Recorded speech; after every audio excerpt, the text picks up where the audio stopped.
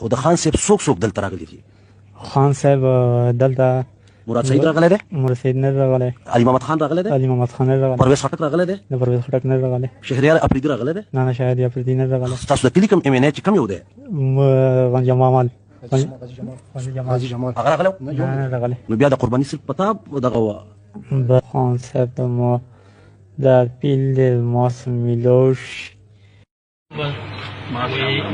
ځان د تلوګیګم په باندې تلوګیګم اجازه تنها به بس په جهان د تلوګیګم ولنه چې محترمه څه زموږ ژوندۍ من فخر پاکستان دا ګڼو فخر هیبت الله زه ډېر مشهور استاد وم زموږ خپله تاسو راغلی